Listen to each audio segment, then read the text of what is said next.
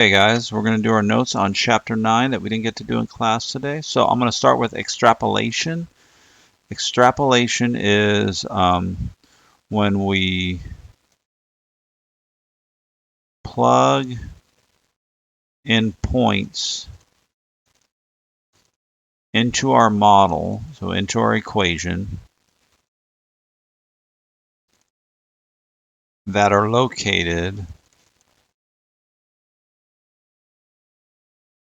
outside of the range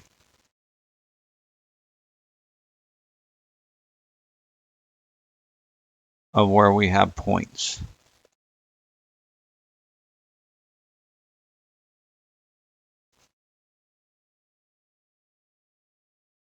So if you plug in points outside of the area we have points, so like if you have a graph and you had a bunch of points in this area, okay, and you get your model, right?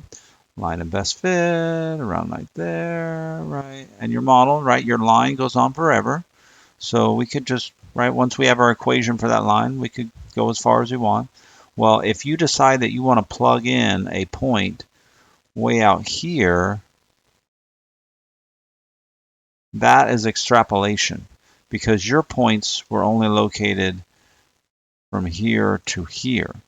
So we're making a big risky judgment that this pattern is holding true all the way even out here. So we don't know. So when you extrapolate, you can do extrapolation, like people do it all the time, but it's risky. Okay, you don't know whether it's going to be accurate.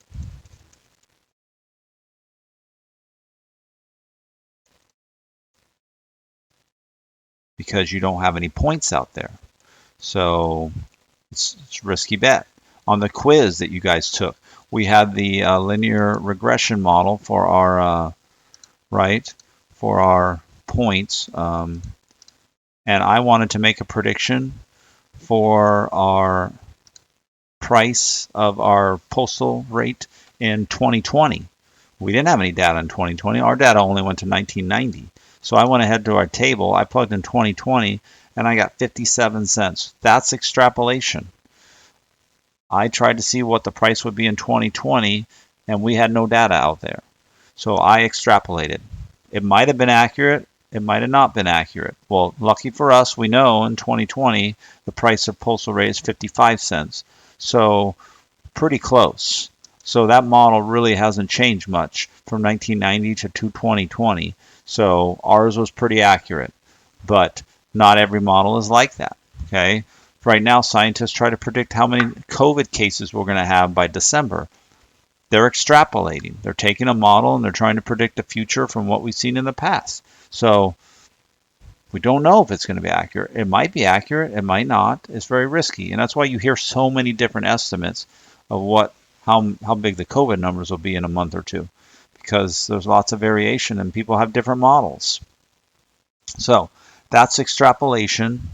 Just realize it's risky if you're asked to do it.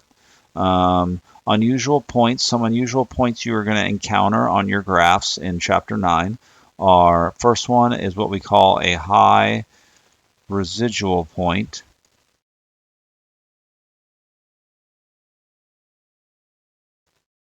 And a high residual point just means the point is far from the line of best fit.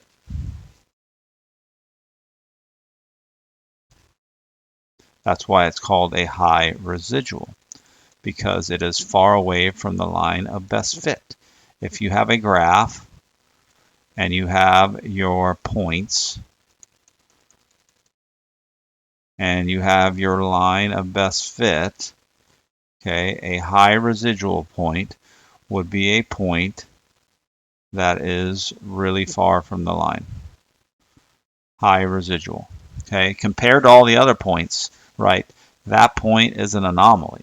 Okay, that point is weird. It's unusual. Okay, it has a very high residual. So that's a high residual point. Okay. Second type of unusual point is called a high leverage point. Okay, high leverage points are points. The point is far away from the data.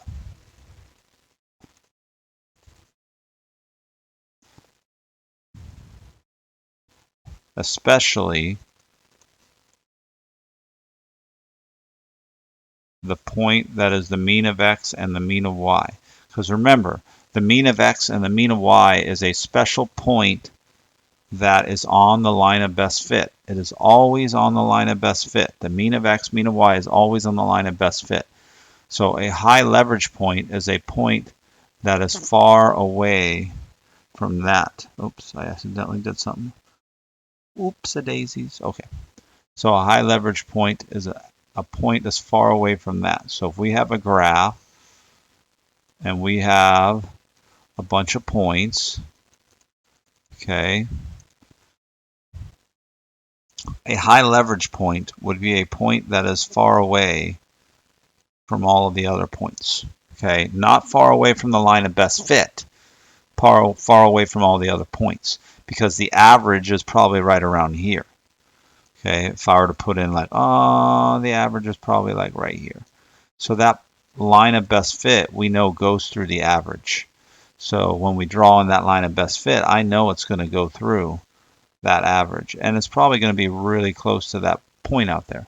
So that's a high leverage point. This point is like a seesaw. This is the little fulcrum of your seesaw. You're a kid, you used to ride on a seesaw. This is the fulcrum, and this point is really far away from the fulcrum. That is why it's called high leverage. Okay, so it's really far from the fulcrum on the seesaw. Has more power. It definitely has power, right? It pulls the line toward it. What a high leverage point does is it pulls the line of best fit towards it.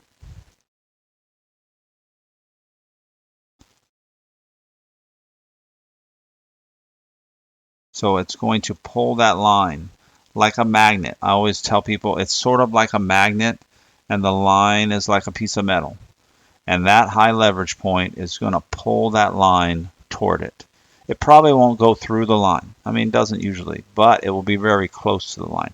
So usually high leverage points are not high residual points because they don't usually have a high residual, right? They're not going to be far away from the line. This point doesn't have the power to pull that line up toward it, but this point definitely has the power, okay? So that's a high leverage point, okay? And then the last, so those are basically the two types of points, either your high leverage or your high residual. The last unusual point could actually be like a classification that goes on both of those. So a point can be what we call influential. An influential point is a point that causes the slope to change significantly.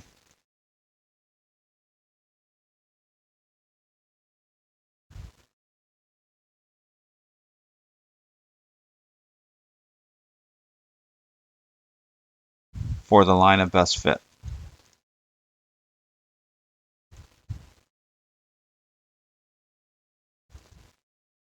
So that is what we call an influential point. It causes the slope to change significantly. So if you have a graph, and this graph, oh, let's not use that color.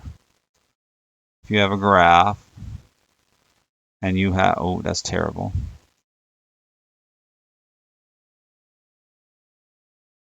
Okay, and you had some points. Okay, and then you have this other point way out here. It's definitely a high leverage. We already know that. But it also is an influential point, because if you didn't have that blue point, your line of best fit probably would have been like going through all of those and would have been a nice positive pattern. If you have the blue point with all these red points, the line of best fit is probably more like that, because that influential point pulls that line toward it. Well, you guys, we just changed the slope from positive to negative by adding that one point in. So that point was very influential. Okay, if you get rid of it, that slope changed a lot. Slope changed significantly.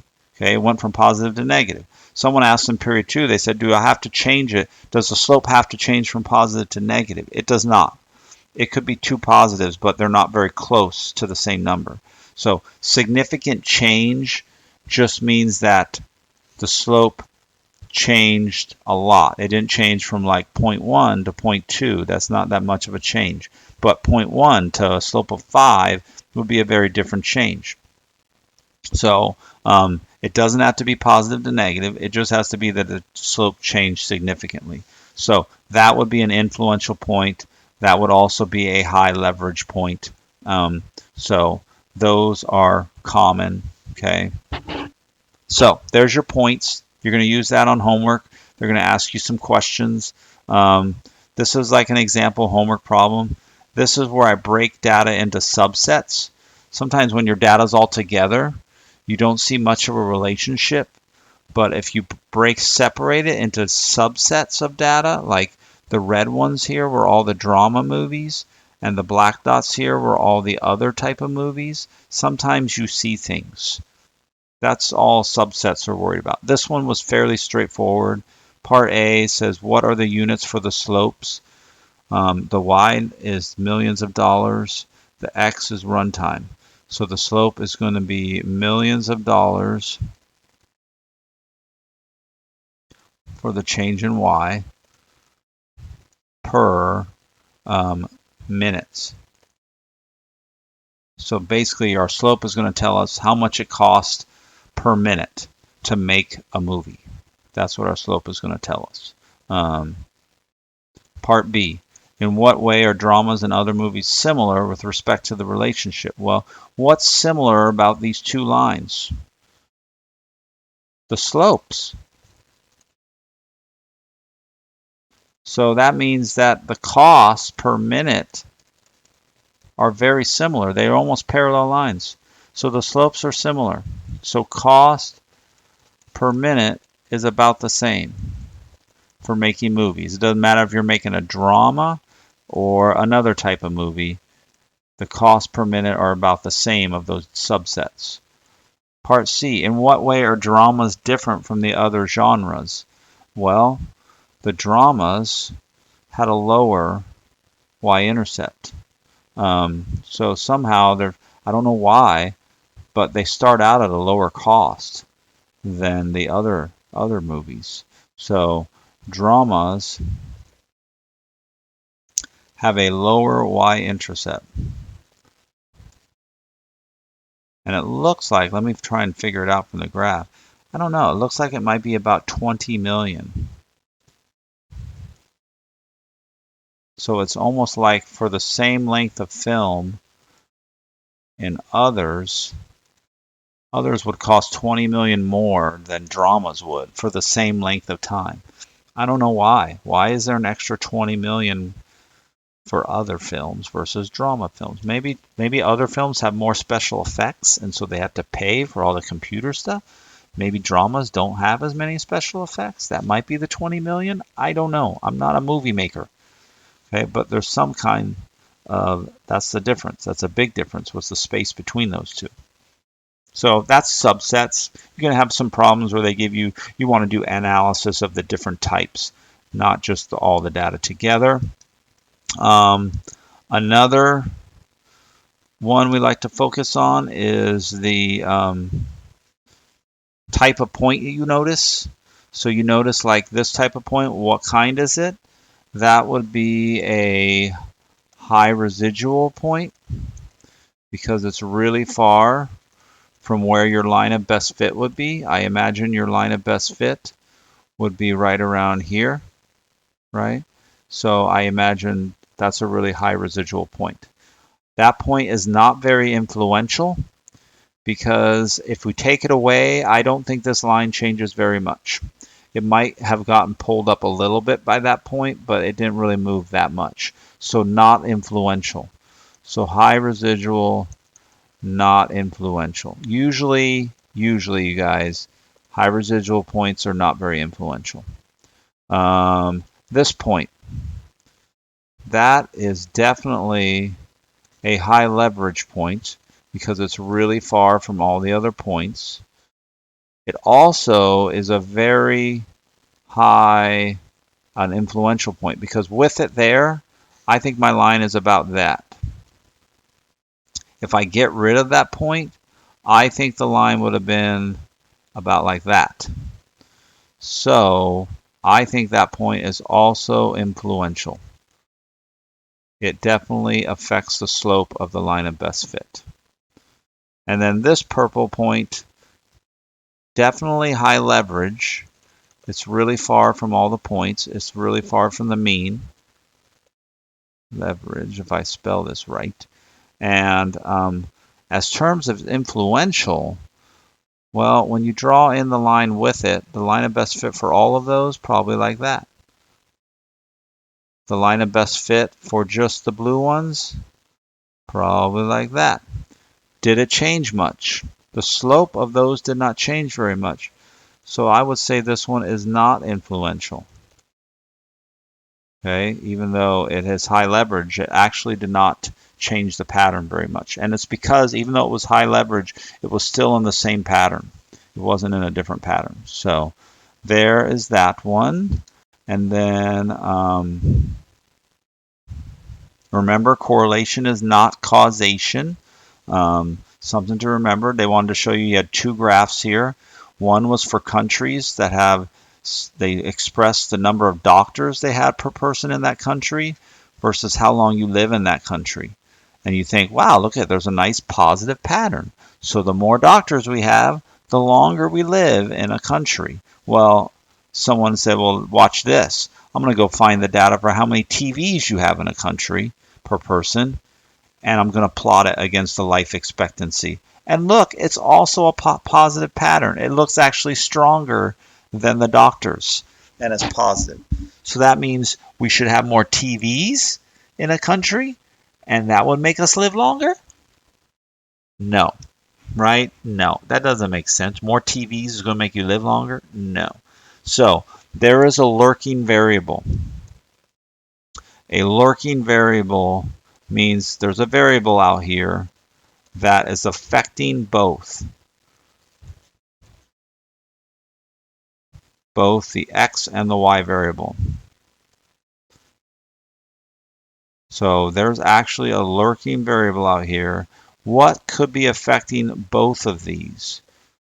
Okay, and it's also in here. You don't realize it, but that one, it doesn't make you feel like it's there. But when you see the TV one, you're like, oh, there's definitely something else. Probably how rich a country is. So probably a country, how do you say that? Country GDP, right? GDP sort of measures how rich a country is. So maybe the richness of the country, a country that has more TVs is a richer country, and maybe richer countries have higher life expectancy. Maybe it's not the doctors that are causing life expectancy. Maybe it's just the richness of the country, because richer countries probably have more doctors too. So that's what we're trying to make sure you realize, right? Correlation is not causation. And then this last problem here is the scatter plot shows 5 points, here blue points. And then the correlation for these blue points, these 5 points, is 0 because the line of best fit for these blue points, if you didn't realize it, is horizontal, right through there. Oops, not a very good line. It's like that, right? Perfectly horizontal going right through those points. That would be the line of best fit for those blue ones. Well, suppose they add one additional point. They want you to match which one of these would cause the correlation to change. So let's look. Well, E is the only one in here that I think is going to make us have a negative pattern. Now, even those would cause negative patterns probably too. But this one is going to be like that. It's going to make that line do something like that. So I think E is going to look fairly strong because E is so far away. When you put a point really far away and it has high leverage, it causes your pattern to look stronger than it really is. So I think when we add point E, that's going to give us a correlation of negative 0.9. Okay, that would be E. Let's see. When we add point A in, I think our line of best fit will do something like this when we add an A. So I think we're going to have a pretty strong positive because of A. So that would mean that I think A is probably the 0.75. Okay. Now we're getting to the harder ones. Those ones are a little easier. Now we're getting to the harder ones. C, D, and B. Okay. Well, one of these is going to be a negative. Well, I think the one that's going to pull more negative is going to be D. Because if we get D down there, I think our line is going to be more like that. So I think we're going to have a pretty moderate, weak strength, right? I think D would be the negative 0.4 if you add that point. And if we add in C, I think it changes our line to like more of a vertical. It probably moves it like a little bit like this, maybe. It like pulls it down. It's right in the middle, so I think it's just going to be a high residual point. It's not going to pull it toward, but it might pull the line down horizontal. But I still think it's going to be slightly horizontal. So I think 3 probably is going to be C, that we just pulled that horizontal line down. And then B is going to cause a little bit positive, just a little bit. So it's going to make it go up like a little bit of slope like that. That's what B is going to do because it's not right in the middle. So it's not just going to slide up and keep it as horizontal. It's going to actually slide it up to the right a little bit because it's a little on the right. So I think B is going to be 0.05. So that was a toughie. That was a toughie. Well, that's it. I'm going to give you your homework assignments. They're going to be on Google Classroom.